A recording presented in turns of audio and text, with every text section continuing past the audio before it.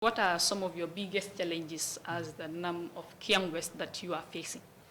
There are numerous. My challenges are definitely numerous. You know, as some of those things are not hidden, are not secrets, you know, to anybody, because you can see as a member of the National Assembly, and if you don't have a challenge as a member of the National Assembly, and then you are not a NAM.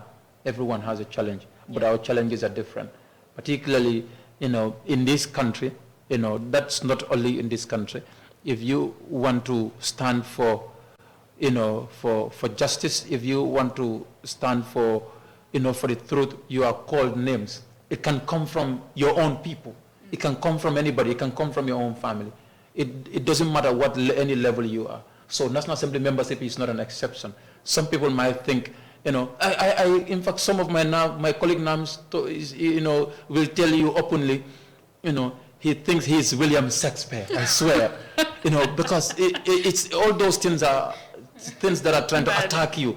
You know, sometimes some will tell you, you know, he thinks he's the best now. You understand? And some will tell you, I don't know the reason. And some will tell you, you know, he's speaking for the gallery at the National Assembly, you know, to know that he's speaking. Also for his constituents to know that he's speaking. All these are attacks. All these are attacks. You know, that are very dangerous for a young person. But we're trying to be very strong to know why some of those people would say that. Do you understand? I don't want to talk about the reason why they would say, but I know why they are saying that and what I'm doing to try to overcome those challenges. I know all of that.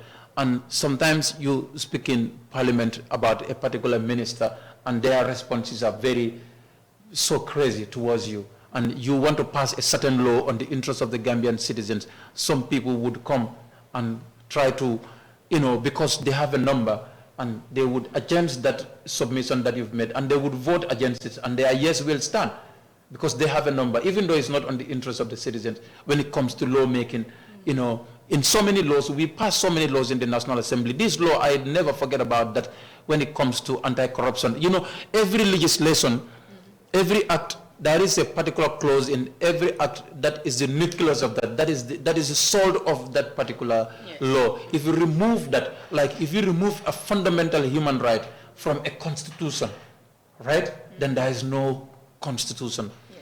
A constitution that does not guarantee a fundamental human right, a constitution that does not guarantee integrity and accountability and transparency in public office, that's not a constitution.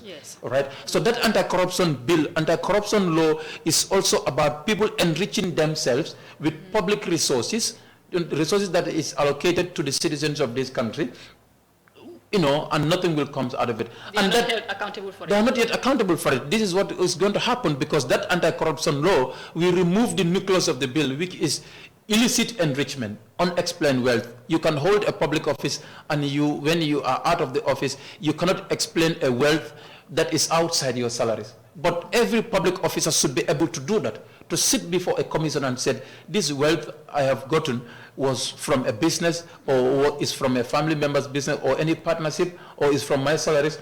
For the anti-corruption commission to able to look at that and say, yes, your salaries can be able to earn you this kind of resources, can be able to earn you this kind of wealth, can be able to earn you this kind of, if it does not, then you must explain where it comes from. If you cannot do that, then it's from public resources. Yes. Do you understand? So they removed that from that bill. That has been removed from the bill. And you know, but there's nothing that is more painful than when it comes to budget allocation. When it comes to the allocation of the State House, you want to touch that is a war. Why? We can cut the agriculture. We can cut the health. We can cut the education. We can cut the well-being of young girls who are going to school. There are sanitary pads. We can cut that.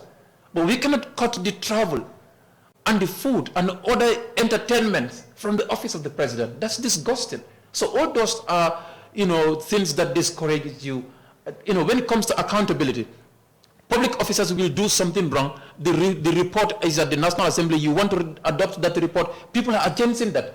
People are, you know, trying to defend the ministers who cannot even defend themselves. Seriously? And when yes, of course. And when it comes to voting, they will take the vote because parliamentary decision lies in the votes. That is parliamentary democracy anywhere in the world.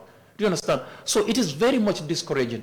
So when this one couples with some of the challenges from the constituents, and at some point some citizens do not understand the role of a member of parliament, and some things National Assembly member have a budget that he or she implements, but that's not your role per se, to implement projects for the constituents. You can lobby projects, you partner with people, yes, but that is not your core mandate as a member of parliament. It's your legislation to make sure that accountability and transparency is in the country. And it starts with oneself. That must start with the National Assembly. Yes. National Assembly must manifest that. Do you understand? Because as you hold others to account, you must meet your own obligation. Do you understand? So, but citizens may, all those are some of the challenges there, but those are minor challenges. But the major challenges is the work at the National Assembly that we do. At the end of the day, you know, you will see that you say a lot of things when it comes to voting, they vote it out. It's challenging, it's demoralizing, you know, it's discouraging to young people who may want to serve as a public officer, who may want to serve on the interests of the city. I'm not discouraging people, but this is what they want. Because we are fighting with people who live in houses that they acquire through corruption. They drive cars that they acquire through corruption. They take their children to school through money corruptly acquired. You know, they drink waters that they acquire through corruption. They take their parents to Mecca through money that is acquired through corruption. They themselves went to Mecca through money corruptly acquired. They do everything on their basis through money corruptly acquired. When you want to stop that, they want to kill you because that's their life naturally. If you want to stop that, they see that you want to stop us from living, from existing as a human being. So they are prepared to kill. So all the things they are doing to us at the National Assembly is naturally they want us to give up. And when we give up, they are succeeding. And how are you coping with that? That situation, it's not very much encouraging as it stands. I'm trying to cope with that through the encouragement from some colleagues. Okay. I have some colleagues who are very strong in the advocacy, to try to ensure that there is transparency, there is accountability, in the country. And sometimes they will come to National Assembly, you ask them questions that affect the life of other people in Willie and other places. The response they give you is not correct. And you want to follow up with that is a problem. But they are doing all of that because they know the intention of those questions. They know what we want to achieve. Because in this country, let me tell you one thing that is very certain. And we must definitely know that. Because we depend largely on loans and grants for our lives. Yes. This is why I'm happy USAID is cut for Africa and other parts of the world. I'm very happy. Some of you may not be happy. I'm happy USAID is cut. USAID has been happening for more than 50 years for African countries. What has it changed? Does it change our hospitals? Does it change our road network? Does it change the education system? Does it change anything in this country? It doesn't. It doesn't change anything. But yet we have resources in this country. All our revenue potentials are not identified, how we can get revenue from those things. The few revenue potentials that are identified, they are not all collected. The little that is collected are sitting in individuals' pockets. The little revenue we collect are sitting in the individual pocket. Little that comes to National Assembly for us to allocate for the institution. When you allocate that for the institution, it all goes to procurement. A public officer will tell a contractor that, okay, I'm awarding this contract to you. Part of the contract fund, you will give me 3 million. 3 million is how many percent? 20% goes to public officers' pocket as kickbacks. Okay?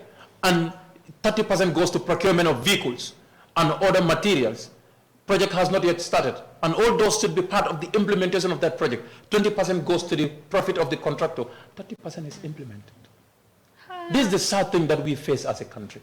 And public officers know that. They know it very well.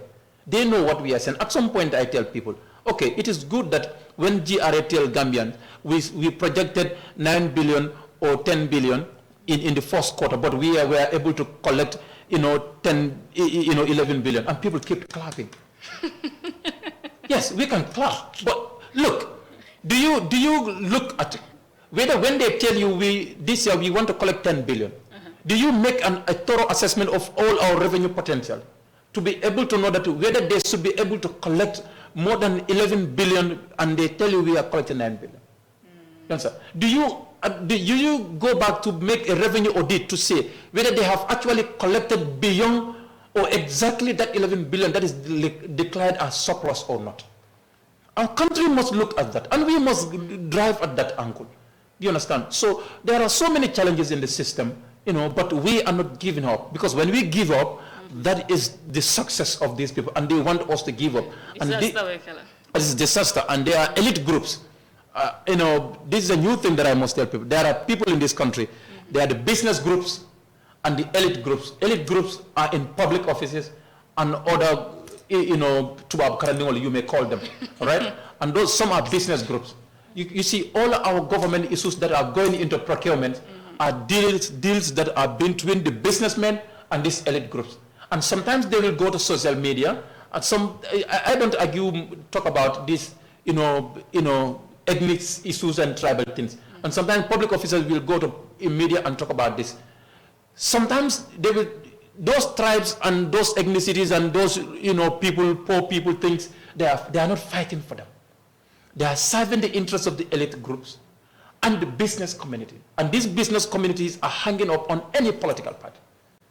Any political party that comes to power, they lean on you to get their interests. These are the procurement issues. When it comes to the procurement of the bosses, at some point, the Social Security, who's supposed to serve the interests of the public officers, who comes every month, they pay a due to Social Security, so that when they serve this country to an old age, they can be able to go home and have a house, and at the end of the month, they cannot be able to work, and they do something for their families. Every month, you give them only 1,000. Social Security picked those monies. And they told us, in fact, it was 11 million euros. And in turn, when we investigate, it was more than 11 million euros. It was about 13 million euros that they give to the Gambia government to buy those buses during the time of local government election. That the government, you see the president was in the bus rounding the entire country, those 70 buses. We've seen that. You understand? To celebrate that. And they did that for local government election. That money comes from Social Security. And when that money comes from Social Security reported that it was 9 million euros. It was more than 9 million, about even 13 million euros. And let me tell you, it doesn't stop at 70 buses. At the end of the day, they did more than 70, it was up to 100 buses. The other one was given to Mohamed Tariq. The other one was given to Q group, that is the Mohamed Jah and the team. The other 30 was given to, we know all of that. Do you understand? And there was no actual transparency and accountability. All of those things goes to procurement. You talk about the fertilizer issue in this country. You subsidize a lot in the fertilizer. And at the end of the day, you went and add money to buy more fertilizer without coming back to the appropriation institution, that is the National Assembly, to be able to do that.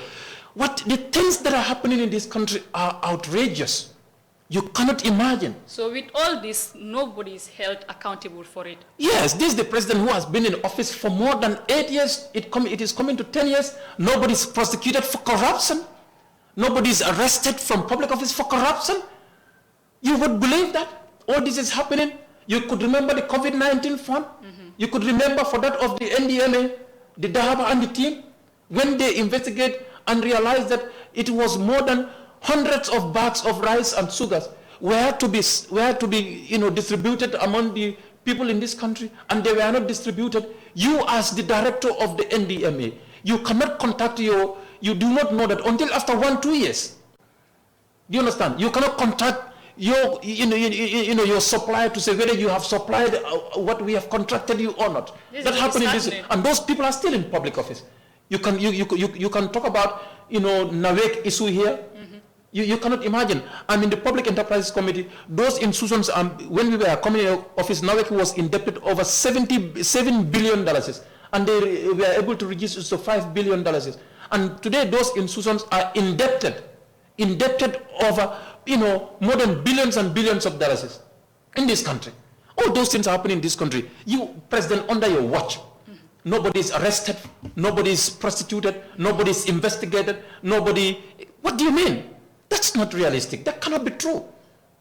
After 8 years in public office, all these things are happening there. You look at our government accounts, it is, come on. Ni nata jibe fanang sententin debt member Gambia asiata bakel. Dunia compare ning jamela time aya double. Yeah, debt member Gambia is it is billion more. That is our debt, our current debt.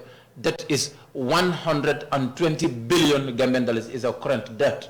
Yeah, kaduna report for angelo ko ning julo niya banjola every citizen $40,000 ibola jola pour julo niya banjola nto malum fama ba jono la nyami no nto malum fama ba jono la nyami no o market vendor tino nto malum ba ta jono la nyami how can we do it? And where the debt is serviced, countries are more indebted than the Gambia. Understand? But our country, our government doesn't have a vision, because when you take a loan, you invest it in the productive sector, in the sector that it can generate more revenue for you to service the debt. That's what you do with the debt. You don't take debt to pay salaries, to maintenance and do things and travel with those things. That's what is happening. This is why when ntolbukan na julo fo dati jola nga julo ta silol men kaw silol be katinya ya julo ta ye silo de da janni be julo fo jo dati la drong silo be tinya da 5 ya family. So that's supposed to generate revenue for you, so that you can service your debt.